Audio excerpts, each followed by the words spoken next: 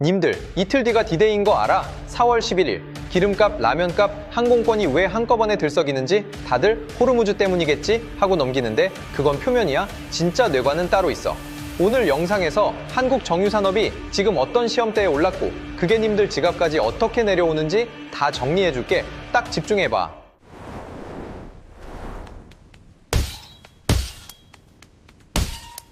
지금 이 순간 페르시아만 안에 한국 정유사 유조선 7척이 통째로 묶여 있어. 1,400만 배럴, 한국이 5일 정도 쓸 원유가 거기 떠 있어. 야, 한국 비축유 200일치 있다며? 맞아, 서류상으로는 산업부 차관이 라디오에 직접 나와서 인정했어. 평시처럼 경제활동 다 돌리는 기준으로 가면 그 200일은 절대 안 나온다. 한국은 원유 수입해서 절반 이상을 다시 정제해서 수출하는 나라거든. 그래서 정유사가 멈추는 순간 200일치 비축유는 한 달로 쪼그라들어. 근데 진짜 폭탄은 이게 아니야. 이틀 뒤 4월 11일 자정. 미국이 한 달간 한시적으로 열어둔 러시아산 나프타 수입 통로가 그날 닫혀.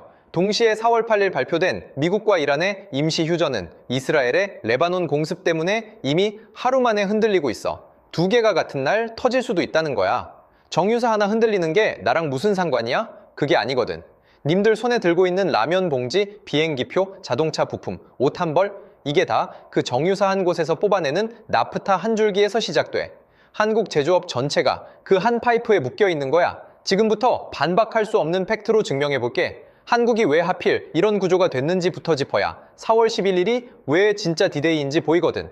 솔직하게 묻자. 한국, 땅에서 기름 한 방울 안 나오는 나라잖아. 그런데 작년 한 해 정제 석유 제품을 수출해서 벌어들인 돈이 얼만지 알아? 513억 달러. 우리 돈 약 70조 원이야. 세계 3위. 위에 미국이랑 인도밖에 없어. 일본보다, 사우디보다 위에 있는 거야. 산유국이 아닌 나라가 산유국들을 제치고 정제 석유 수출 3위라는 게 이게 얼마나 미친 숫자인지 다들 잘 모르더라고. 이 기적이 어떻게 나왔냐? 한국 정유사 4곳이 SK이노베이션, GS칼텍스, S오일, HD현대오일뱅크 지난 수십 년간 한 게 뭐냐면 일부러 가장 더럽고 무거운 기름을 사왔어. 중동산 두바이유.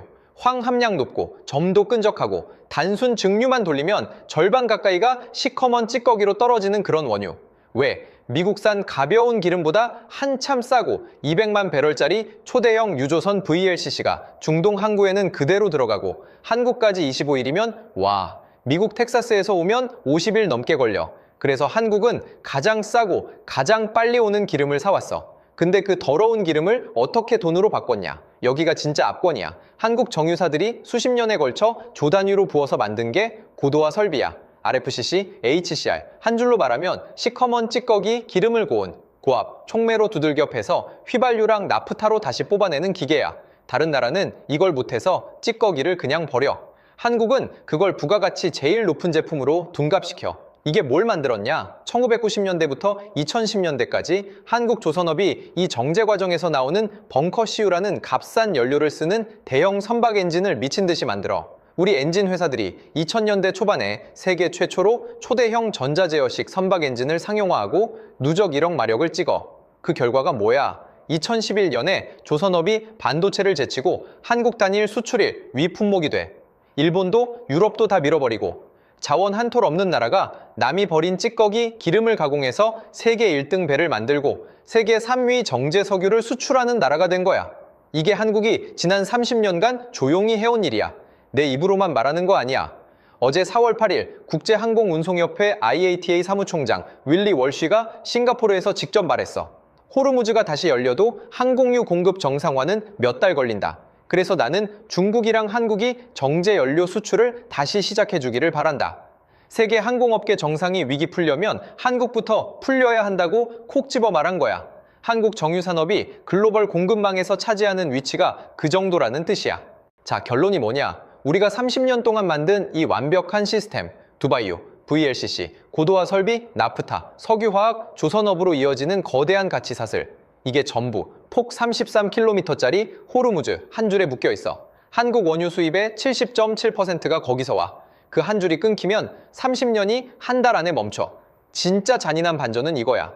우리를 세계 3위로 끌어올린 바로 그 효율, 그 최적화. 이게 지금은 우리를 가장 위험한 나라로 만들고 있어. 일본은 비축유를 254일치 쌓아뒀어. 한국은 서류상 200일. 그런데 정제해서 수출하는 구조라서 평시처럼 돌리면 진짜 여력이 한 달도 안 돼 가장 효율적인 시스템이 가장 부서지기 쉬운 시스템이 됐어. 그럼 한국이 지금 뭘 할 수 있냐? 정부랑 정유사들이 책상 위에 올려놓은 카드가 정확히 3장이야. 한 장씩 펼쳐볼게. 첫 번째 카드, 미국산 WTI 긴급 수입. 가장 먼저 떠오르는 답이지. 실제로 정유사들이 3월 말부터 미국산 원유를 두바이유보다 배럴당 16달러 비싸게 패닉 바잉으로 사왔어. 일단 공장은 돌려야 하니까. 근데 여기서 한국 정유산업의 진짜 아킬레스건이 드러나. 스타크래프트 좀 해본 사람들 들어봐. 님들 프로토스로 캐리어 테크 풀로 올렸다고 쳐. 그런데 갑자기 캐리어 자원 끊겼네. 지금부터 질럿만 뽑자 하면 되겠어? 안 되잖아. 게이트웨이 추가로 짓고 업그레이드 다시 받고 빌드 다시 짜야 돼. 그 사이에 게임 끝나 있어. 한국 정유산업이 지금 딱 그 상황이야. RFCC 같은 고도화 설비가 캐리어 테크야. 30년 부어서 올린 거. 거기에 가벼운 WTI를 부어 넣으면 핵심 수익원인 고도화 설비에 들어갈 무거운 잔사유가 동나. 가동률이 60% 밑으로 떨어져. 비싼 기름 사와서 정작 부가가치 높은 제품은 못 만드는 모순이야. 설비 개조하면 되겠지. 근데 그건 수조 원에 몇 년이 걸려. 이틀 뒤가 디데이인 위기에는 답이 안 돼. 두 번째 카드, 러시아산 나프타 우회 수입. 이게 가장 시의성이 큰 카드야. 트럼프 행정부가 3월 12일부터 4월 11일까지 정확히 한 달간 러시아산 원유랑 석유 제품에 대한 2차 제재, 면제 조치를 풀어줬어. 미국 휘발유 가격이 갤런당 4달러를 넘으면서 트럼프 본인의 정치적 부담이 너무 커졌기 때문이야. 한국산업통상부는 미국 재무부랑 협의해서 달러 아니라 위안화, 루블화로 결제해도 2차 제재 안 한다는 확답을 받아냈어. 그 결과로 LG화학이 4년 만에 러시아산 나프타 27,000톤을 받아서 대산석유화학단지에 직접 투입했어. 근데 함정이 두 가지야. 첫째, 양이 너무 적어. 한국 월평균 나프타 소비량이 400만 톤이야. 27,000톤은 사흘치야. 산소호흡기일 뿐 치료제가 아니야.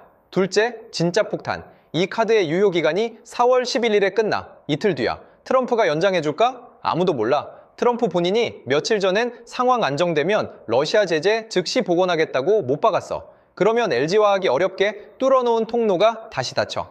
세 번째 카드, 호르무즈 우회 파이프라인. 사우디아라비아랑 UAE가 미리 깔아둔 육상 파이프라인이 2개 있어. 사우디는 페르시아만 아브카이크에서 홍해 얀부 항구로 1200km 횡단하는 동서 파이프라인. 평시 1일 500만 배럴. UAE는 내륙에서 푸자이라 항구로 직행하는 AD캅. 1일 180만 배럴. 이재명 대통령이 위기 직후 UAE 측이랑 긴급 교섭해서 약 2,400만 배럴 추가 확보 성과를 거뒀어. 근데 숫자 보면 한숨 나와. 두 파이프라인 합친 인격, 가용 용량 다 합쳐도 일일 약 260만에서 400만 배럴 수준이야. 평시 호르무즈를 통과하던 1일 2천만 배럴에 7분의 1밖에 안 돼. 그런데 일본, 중국, 인도, 유럽까지 전 세계가 그 좁은 우회로 앞에 줄을 서 있어. 새로 파이프라인 깔면 노선 하나에 200억 달러, 27조 원에 최소 5년이 걸려. 자, 카드 3장 다 펼쳤어. 어느 하나도 완벽한 답이 아니야. 근데 여기서 진짜 중요한 반전, 한국 정부랑 기업들이 사실 알고 있어. 어느 한 장으로는 안 된다는 거를. 그래서 지금 3장을 동시에 다 쓰고 있어. WTI 패닉바잉, 러시아산 산소호흡기, UAE 우회, 여기에 비축유 스와프 제도까지 동시에 돌리고 있어. 내 회사가 신청한 스와프 물량이 일주일 만에 2천만 배럴에서 3천만 배럴로 늘었어. 한 장으로는 약하지만 5장 한꺼번에 쓰면 한 달, 2달은 끌 수 있어. 그 시간을 버는 게 지금 한국 정부의 진짜 전략이야. 영웅적인 한 방이 아니라 시간을 쪼개서 사는 거지. 그럼 님들은 뭘 봐야 하냐? 딱 3가지만 외워두면 돼. 하나, 4월 11일 이후 미국이 러시아 제재 면제를 연장하느냐 아니냐. 둘, 호르무즈 휴전이 진짜로 정착하느냐. 어제 휴전 발표 이후에도 이스라엘이 레바논을 때리면서 이란이 다시 통항을 막았어. 셋, 카타르 LNG 불가항력 선언이 어떻게 되느냐. 카타르가 한국 같은 주요 수입국에 LNG 공급 의무를 못 지키겠다고 선언하면 원유랑 별개의 두 번째 폭탄이 터지는 거야. 한국 LNG 수입의 20% 이상이 거기서 와. 이 3개 날짜만 머리에 박아두면 돼. 4월 11일 호르무즈 통항 재개일, 카타르 공식 통보일. 근데 잠깐, 만약 이 카드 게임이 한국 손해로 끝나면 정확히 뭐가 닥치는지 권위 있는 기관들이 이미 숫자로 다 계산해뒀어. 대외경제정책연구원 KIEP가 4월 2일 발표한 보고서. 전쟁이 조기에 끝나도 국제유가는 전쟁 전 수준인 배럴당 63달러로는 못 돌아간대. 봉쇄 장기화 시나리오에서는 117달러까지 갈 수 있어. 산업연구원 계산. 봉쇄가 3개월 이상 지속되면 한국 제조업 평균 생산비가 11.8% 오른대. 별거 아닌 것 같지? 님들 다니는 회사, 제조업이면 마진율이 보통 한 자릿수야. 생산비 11.8% 오르면 그 회사 그냥 적자로 돌아서 제조업 적자는 곧 감원이야. OECD가 한국의 2026년 경제 성장률 전망치를 2.1%에서 1.7%로 내렸어. 주요국 중에 한국이 하락폭일 위야. 일본보다, 독일보다, 영국보다 한국이 더 많이 깎였어. 우리가 가장 효율적이었기 때문에, 가장 많이 의존했기 때문에 가장 많이 다친 거야. 이 숫자들을 님들 일상으로 옮기면 이렇게 돼. 라면 봉지 가격, 과자 봉지 가격, 비닐 장갑 가격이 다 오를 거야. 그 포장재가 전부 폴리에틸렌, 폴리프로필렌이고 그게 다 나프타에서 나오거든. 김민석 총리가 어제 폴리프로필렌, 폴리에틸렌 매점 매석 단속을 직접 언급한 이유가 이거야. 정부가 이미 가격 인상을 기정사실로 보고 있는 거지. 비행기표는 이미 오르고 있어. 한국 저비용 항공사들이 4월에서 5월 미국과 베트남 노선을 간편하거나 취소했어.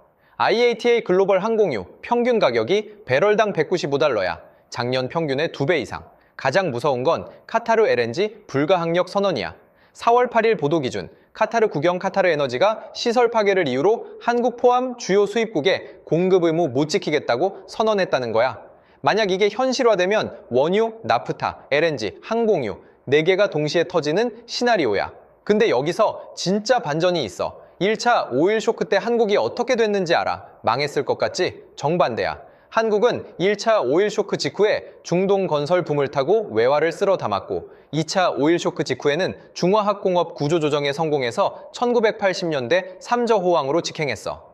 위기가 한국을 부숭이 아니라 위기가 한국 산업의 다음 패러다임을 강제로 열었어. 그리고 이번 위기도 이미 그 신호가 보이기 시작했어. 지금 님들이 뭘 해야 하냐? 3가지만 기억해. 첫째, 사재기 하지 마. 정부가 매점 매석 단속을 하는 이유는 사재기가 가장 먼저 가격을 폭등시키기 때문이야.